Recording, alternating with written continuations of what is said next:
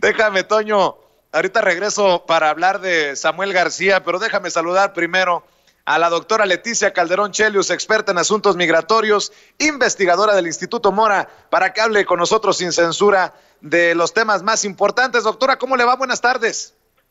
Muy bien, Vicente, aquí escuchándolos, atenta como siempre. Un abrazo a todos por allá. Oiga, antes de entrarle a los temas migratorios, ¿cómo ve al expresidente Felipe Calderón muy envalentomado, diciendo que le hacen los mandados en este gobierno y retando al presidente Andrés Manuel López Obrador? No, bueno, pues yo creo que hay que tomarle la palabra de que está muy colaborador y que, bueno, sea el primer testigo que necesitan ya cuando se inicie el juicio contra su ex policía, y que entonces, bueno, pues obviamente tendrá mucho que aportar. Él, no siendo culpable, pues tiene la tranquilidad de ir y declarar todo lo que tenga y que sabe, y va a ayudar mucho al país. Así que tomémosle la palabra, Vicente. Me parece sensacional esa postura del expresidente Calderón Hinojosa.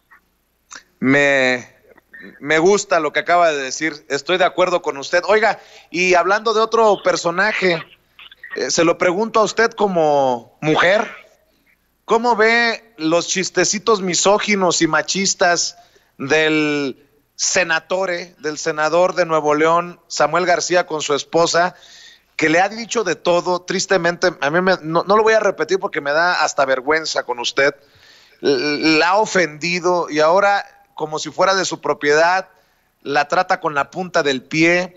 Ya se ha convertido en un tema político, incluso el Movimiento Ciudadano, sus amigos le han llamado la atención.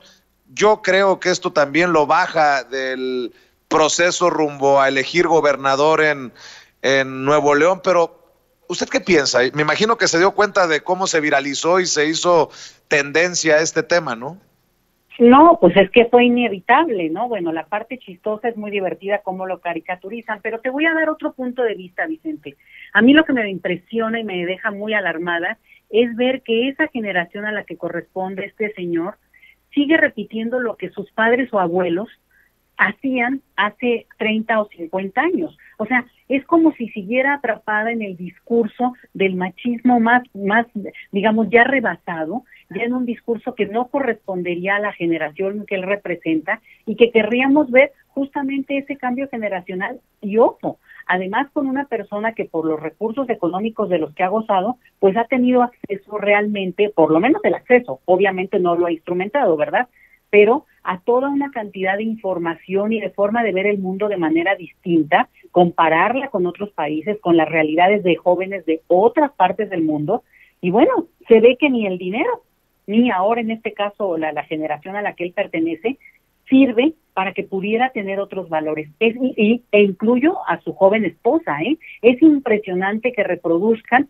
una serie de elementos que no podemos tolerar en una sociedad como la nuestra, pero que lo hagan, peor que todo, jóvenes, gente joven. Eso te diría como para voltearle incluso a esto que es nefasto, que no aporta nada. No entiendo de dónde salió este señor. Yo cuando lo empecé a ver, yo decía, ¿pero qué es una caricatura? ¿Es parodia? ¿Ok? Y después, bueno, con el tiempo, y estoy hablando de hace tiempo, pues, ¿no? Que lo ubico. Y realmente, bueno, habla muy mal otra vez de lo que tanto hemos dicho, de esa oposición que no logra construir ni candidaturas creíbles, ni un discurso. Bueno, esto quién, mira, ni los viejos van a creer en su discurso, pero mucho menos los jóvenes. Yo creo que saldrán espantados toda esta generación que lo que querría es valores renovados y un liderazgo realmente progresista en términos, mira, sobre todo de igualdad y de equidad en términos de género.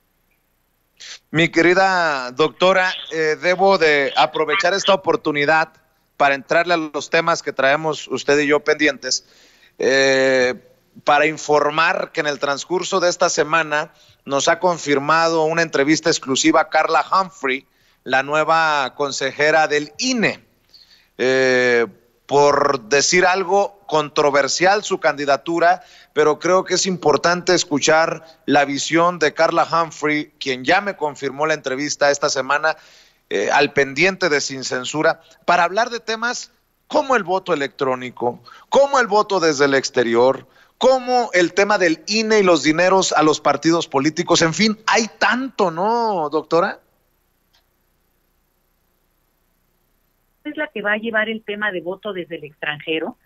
sí es muy importante que le preguntes, Vicente, porque yo a ella la conozco justamente de la elección del 2012, cuando era consejera en el Instituto Electoral de entonces del DF, y ella sí era la encargada del tema de voto desde el extranjero y voto electrónico.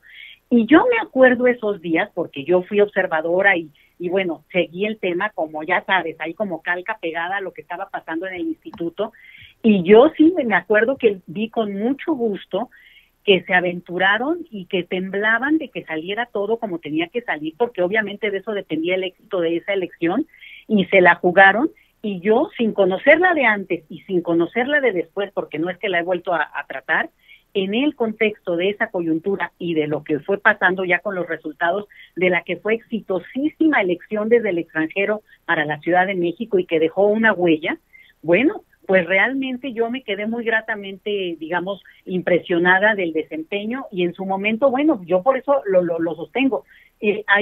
Puede haber diferencias políticas en otros sentidos, en otros temas, pero claramente como funcionaria y conocedora del tema, le tienes que sacar jugo porque sabe del tema.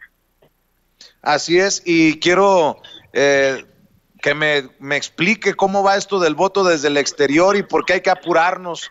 Este mensaje para los paisanos, doctora.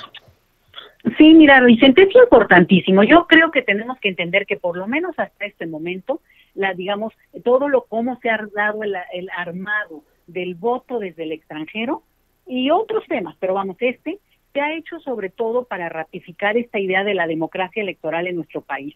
Es un proceso muy largo del que hemos hablado en otras ocasiones, pero lo que me parece que es central es que el acento no ha estado puesto en convocar a la ciudadanía e incluirla, sino en ratificar, digamos, el acto cívico de que haya votaciones y de que se pueda poner México la palomita en términos internacionales, de decir, México ya también tiene voto desde el extranjero. Que puedan votar poquitos, eso es problema de ellos porque no quieren. Cuando, desde mi punto de vista, y lo he escrito en muchos textos, el acento tendría que estar en que el andamiaje, la invitación a la ciudadanía, tendría que facilitar al extremo ese procedimiento. Claro, en México todo se hace al revés, justo, que acaba siendo un proceso excluyente, y eso ha sido el voto de los mexicanos desde el extranjero. Y por eso, Vicente, hoy más que nunca, se tiene que convocar de manera cívica y de urgente a que los mexicanos que radican en el extranjero saquen ya su credencial para votar con fotografía, que ya se puede obtener desde el extranjero. Ha costado mucho trabajo, no crean que es una cosa que se logró así nada más porque la autoridad quiso, fue una conquista, pero también sobre todo porque sacar la credencial no equivale a poder votar, Vicente. Después hay que darla de alta, o sea, hay que avisar, como con la tarjeta de crédito, hay que darla de alta. Después hay que darse de alta en el registro electoral y después viene el voto. Entonces, quien crea que la puede sacar al 2:45, la podrá sacar, pero no va a poder votar. El trámite va a terminar más o menos en febrero, no tengo el día exacto, pero vamos a poner febrero del 2021. Pero si se esperan entonces, ya no les da tiempo de todo esto que he mencionado.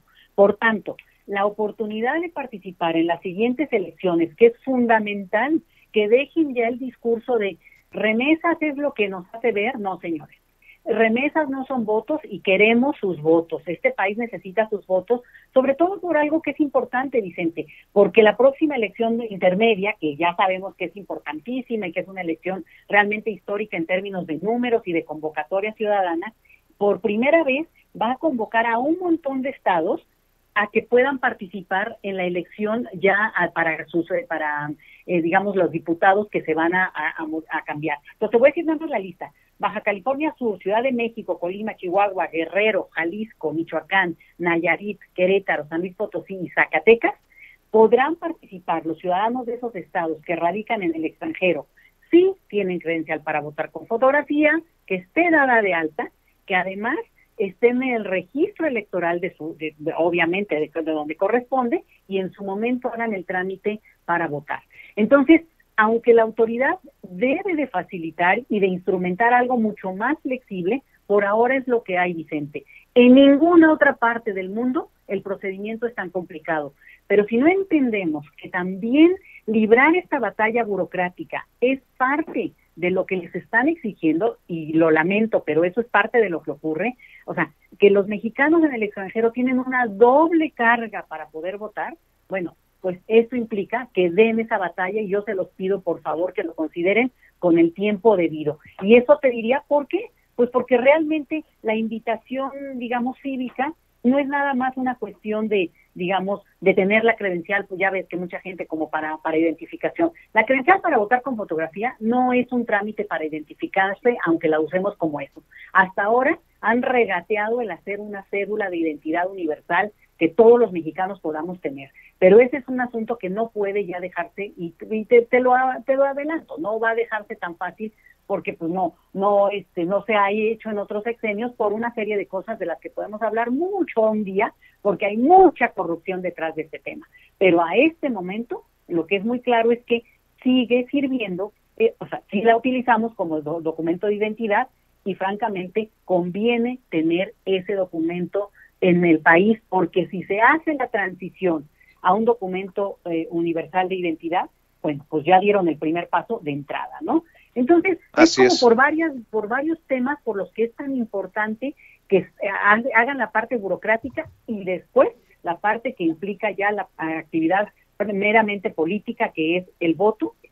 Además, bueno, el ejercicio de participación que cada quien tendrá a la manera como quiera desenvolverse, Vicente. Y por ahí iría, si tú quieres, la convocatoria. Ahora, si se trata de discutir sobre el tema, bueno, habría mucho que discutir, pero yo ahorita dejaría esto en que, por favor, tomen la fecha en cuenta y no lo dejen para el último momento. Y quien ya haya sacado la credencial, Vicente, que no se confíe, la tiene que dar de alta y registrarse. O sea, no lo ha hecho. Si no lo ha hecho, pues no ha concluido, digamos, que el procedimiento.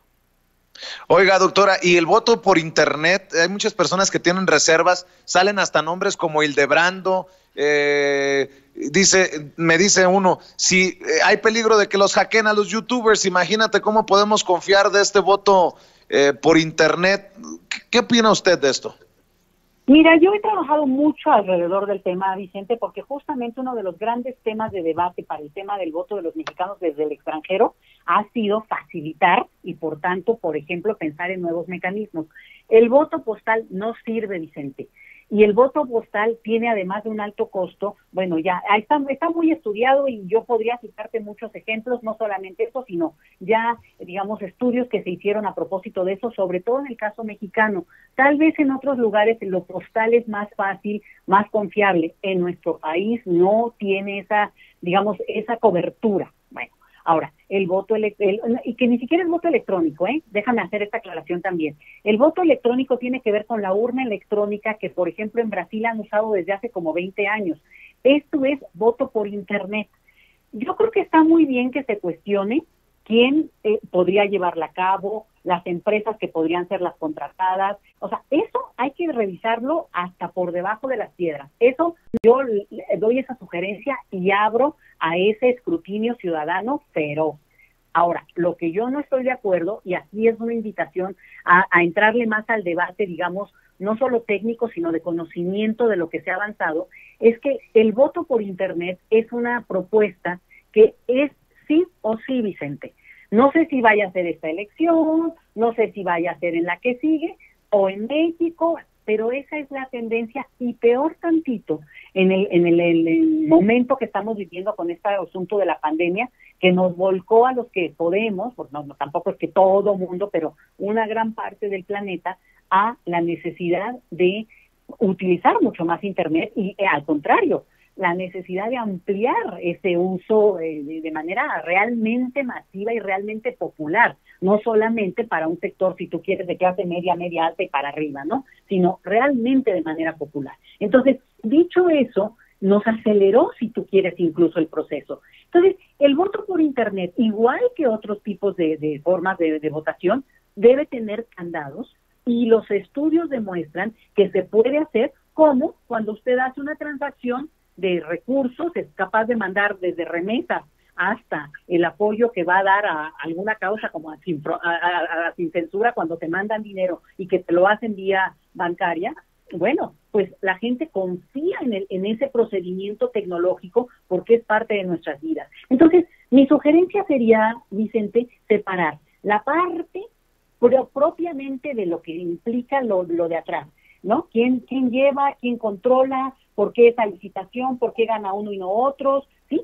Y otra, cuestionar en sí mismo la figura de cómo se puede dar o no dar, qué problemas puede haber, qué problemas hay con otros métodos, porque eso es parte digamos, de lo que siempre puede haber en cualquier procedimiento de cualquier cosa, no solo lo del voto. Entonces, dado esto y los conocimientos que tenemos del tema, sí te diría yo que desde el 2018 los mexicanos que radican en el extranjero tendrían que haber estado llamados a votar por la vía virtual, digamos, y que eso hubiera permitido que mucha más gente votara, como agarras tu teléfono y decía yo, mandas ya recursos cuando los tienes, ¿verdad? Y cuando puedes hacer esa transacción.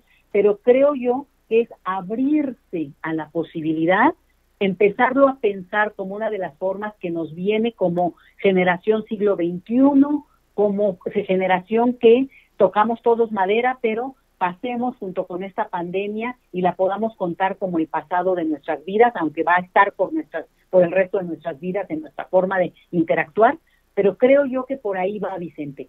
No lo descalifiquen, y lo que no me gusta es que lo descalifican de entrada cuando de verdad mucha gente lo hemos seguido y estudiado con dedicación y profesionalismo, justamente para darle la vuelta a lo que es el control de otras formas de tratar de, digamos, mover la elección a favor de algunos y en contra de otros. Entonces, ese sería el comentario hasta ahora, y seguramente te darán más elementos ya de la instrumentación que están haciendo en el gobierno, a partir de lo que va a tenerse que, digamos, los recursos que va a requerir, lo que eso implica. Siempre al principio es claro, Vicente, porque hay que echar a andar ciertas cosas, pero los costos van bajando al paso de las elecciones, como en su momento ocurrió con lo que te digo de la urna electrónica en Brasil, por ejemplo, que ahora el voto ya sale a menos de 50 centavos, brasileños, ¿no? Ahorita no me meto en eso, pero ¿por qué? Porque son apuestas al tiempo. Entonces, abramos la mente, y mi sugerencia es que nos den un voto de calidad. Te voy a decir por qué, porque yo ahí sí me siento parte de ese debate como estudiosa, como analista, si tú quieres, pero bueno, pues digamos, no es que alguien se ocurrió de un día al otro, y es lo que yo te diría de este tema, Vicente. Oiga, y para cerrar, doctora, me decía que hay contradicciones que tenemos que discutir para vivir en la era de la pandemia, en esta pandemia que no nos deja y que parece que va a ser larga, muy larga, a pesar de que ya se informe que Rusia, que Vladimir Putin ha registrado la Sputnik V, la vacuna, la que podría ser la vacuna rusa contra el COVID-19. Pues mira, Vicente, yo creo que la pandemia no es que va a ser larga, sino que va a ser nuestra vida. Y yo creo que les voy a decir en qué sentido hay que cambiar también la visión de lo que tenemos. Es que creemos que la pandemia es nada más el contagio y bueno, ya si ya la sobreviviste, si ya después hay vacuna, y ojo con esa vacuna, porque va a haber muchas. Esperemos que México también produzca la nuestra, y eso sería una gran ventaja por todo lo que eso implica. Y hay investigadores de la UNAM que están trabajando en esto desde el día 1, desde que se supo de este asunto, y obviamente con una trayectoria que venía de antes. Eso también quiero reiterarlo. Pero entonces, esta es una de muchas vacunas, claro, las que primero saca el pie. Esto también es interesante, ¿no? Los rusos. Pero a mí me parece que hay que entender que el tema de la pandemia implica un cambio en nuestra visión de muchos temas. Lo hemos hablado, pero yo te quiero poner otros que de repente no se hablan y se minimizan en el caso mexicano, sobre todo en el caso mexicano. Y tiene que ver con que nosotros tenemos un montón de prácticas que son prácticas de altísimo riesgo para cualquier tipo de contagio, y ahorita resulta que todo el mundo muy volcado al cubrebocas, sí, cubrebocas no, que si dijo, no dijo, que si Gatell, ok. El asunto es que tenemos un estado de salud, digamos, de sanidad, de salubridad pública patético. Pero ahorita no me voy a las autoridades, Vicente, me voy a la ciudadanía, a nosotros, lo que nosotros construimos en el día a día. Tú vas por carreteras mexicanas que son bellísimas, paisajes hermosos, y hay basura. En los lugares más inhóspitos de este país hay basura. Tú caminas por cualquier calle de la Ciudad de México y hay arbustos y hay basura enterrada. y a donde tú vayas va a haber o una, digamos, una botella, o va a haber cosas de unicel que son además tan contaminantes ahora. Y todo eso, y alguien va a decir, bueno, pero eso la basura es otro tipo de contagio. No, señores, si alguien comió y dejó, digamos, al beber, ¿no?, en un vaso de estos ahora de las cafeterías populares que hay ya en todo el mundo, y dejó ahí aventado, bueno, está dejando el contagio, porque además fue directamente de la saliva. ¿Sabes lo que se gasta, Vicente, en esta ciudad solamente en limpiar algunas calles de chicle, para quitar el chicle? En Avenida Madero hicieron varios ejercicios durante varios años, y supongo yo que sigue siendo parte de la práctica que hacen, para quitar el chicle que la gente tira. Imagínate si la persona tiene COVID, tira el chicle, bueno, ahí ya contagió y contagiará, eso es a lo que me refiero. Aprender a vivir con este asunto implica también cambiar nuestros hábitos, no solamente alimenticios, como ya nos lo han dicho hasta el cansancio, sino también estos hábitos de higiene básica. O sea, no estamos hablando de algo que sea nada más como por digamos, para que se vea bonita la ciudad, que por principio, es por pura sobrevivencia. Y te lo cierro con esto, Vicente. En el 2009 hubo también una pandemia que empezó aquí, además, ¿no?, la pandemia para el caso mexicana, y que tuvo un fuerte impacto y duró mucho tiempo. Lo que pasa es que obviamente es el pico lo que tratan de controlar, como es ahora, nada más que mucho más alargado. Y aquí lo que tenemos es que la autoridad mexicana, sobre todo en la Ciudad de México en ese momento, Marcelo Ebrard, no aprovecharon el gran momento y la gran oportunidad para cambiar los hábitos de higiene pública de todos nosotros. En ese momento tú te subías al Metrobús, lo estaban limpiando, había gel a la entrada, y bueno, todos veíamos así con cierto recelo que la gente, pues obviamente, como ahorita, si tú quieres, ¿no?, bueno, fuera ciertamente mínimamente limpia. Ahora todo el mundo se cree policía del cubrebocas, pero bueno, insisto, son estos otros detalles con los que tenemos que no solamente vivir, sino que incorporarlos a nuestra nueva real normalidad, que implica cambiar y asumir que esto también es nuestra responsabilidad. No todo lo puede resolver el gobierno, y francamente, pues también, ¿por qué tendría que resolverlo todo el gobierno? Si para eso, mira, yo el otro día ponía en Twitter, porque lo leí alguna vez y me impactó mucho. La ciudad más limpia no es la que se barre más, sino la que se ensucia menos. Y dicho esto, Vicente, creo que hay una gran responsabilidad de nosotros, obviamente compartida, y obviamente que confiamos no solo en la parte del gobierno, sino en el Estado mismo, como las instituciones responsables. Pero no puede ir alguien detrás de mí levantando mi basura, ¿sí? Entonces, ese es el llamado y esa es la perspectiva que yo veo en términos de que nos estamos yendo por lo muy sofisticado, que hay que hacerlo porque estamos frente a una situación de emergencia, pero no vemos lo básico. Y lo básico es, no escupan, no tiren basura, no dejen los residuos de sus animales domésticos en los parques, Vicente, y eso sí sería un aporte y un cambio societal, Vicente, para una nueva, real, distinta normalidad. Pues estoy de acuerdo con usted, doctora, y como siempre es interesante intercambiar puntos de vista sobre este y otros temas, y yo le voy a pedir a la gente que nos está viendo que también la apoye en @LetiChelius, que es su cuenta de Twitter, para que la sigan, para que la lean y para que continúe el debate honesto. Por lo pronto le mando un abrazo y quedemos al pendiente, doctora. Estamos al pendientísimo y cuidándonos hasta lo que se puede, Vicente, porque hay que salir de esta primer fase de esta pandemia que será el resto de nuestras vidas. Así es, doctora. Le mando un abrazo virtual. Hasta luego. Bueno.